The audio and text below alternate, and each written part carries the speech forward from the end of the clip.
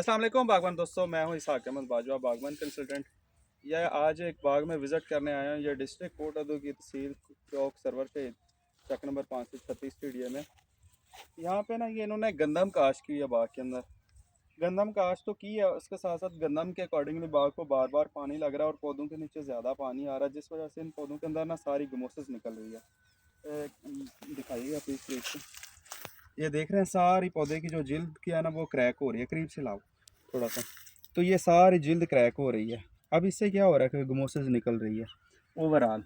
उसकी वजह क्या है? ये देखें सारी नमी है, ये रिपीटेडली पानी लग रहा है।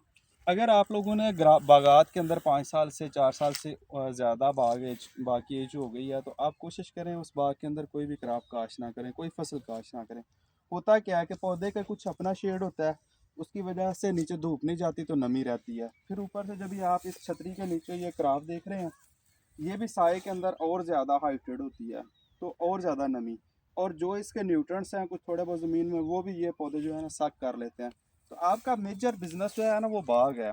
अगर आपने बाग को इग्नोर करके क्रॉप लगाते हैं ना, तो बड़े बाग के अंदर एक हमारा तजर्बा है कि ये 20-25 मन से ऊपर गंदम की एवरेज नहीं आती बड़े बाग में। मैक्सिमम जितनी हाँ मर्जी एफर्ट आप कर लें शेडेड एरिया में, बल्कि आपकी कटाई, आपकी गहाई और सारी लेबर कास्ट निकाल के उल्टा आपको लॉस होता है। तो कभी भी बाग के अंदर पहली तो बात है क्रॉप्स काश्त ना करें। और दूसरा, अगर आपने लाजमी बायालमीन करनी है या कर ली हुई है, तो फिर भाई आयो तुसी इन पौधों की जितनी कनोपी है उस कनोपी को ना साफ कर दें गोडी करके, और ये कोई फसल उसके नीचे ना रहने दें। ठीक है, ये साफ़ होना चाहिए। और साफ़ करके भी आप क्या क्या करें कि हाथ वाली रेडी से अगर हो सके मुमकिन तो इन पौधों को 4-4 इंच बाकी ज़मीन के लेवल से ना थोड़ा हाइटेड कर दें। उसे हाइटेड करने से क्या होगा कि पौधे के नीचे पानी नहीं जाएगा।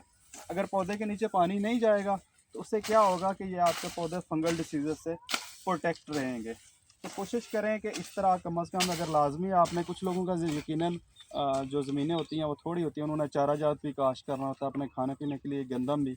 तो फिर उसके लिए बेहतरीन हल ये है कि आप इन पौधों को थोड़ा सा हाइड्रेट कर लें, थोड़ा सा ऊंचा कर लें, मिट्टी को ज़्यादा डाल दें पौधों के नीचे।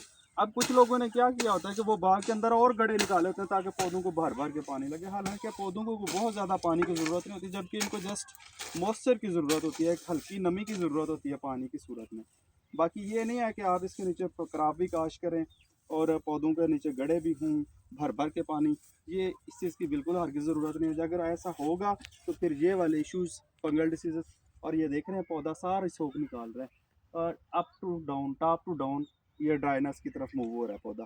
तो इसी तरह आपके पौधों के साथ होगा। और इसी तरह अगर आप आराम से दिखाइएगा दूसरे पौधे, इन पौधों के अंदर भी आपका यही इशू है। ये नहीं है कि ये एक पौधा, ये आपके तकरीबन सारे बाग में। और अक्सर बागात में जब जाता हूँ तो ये मुझे इशू देखने को मिलता है। तो भाई आप कम अज़ कम, अगर आपने लाजमी फसलें काश्त करनी है तो इनको हाइटेड कर दें और नीचे से पौधों के सफाई होनी चाहिए प्रॉपर।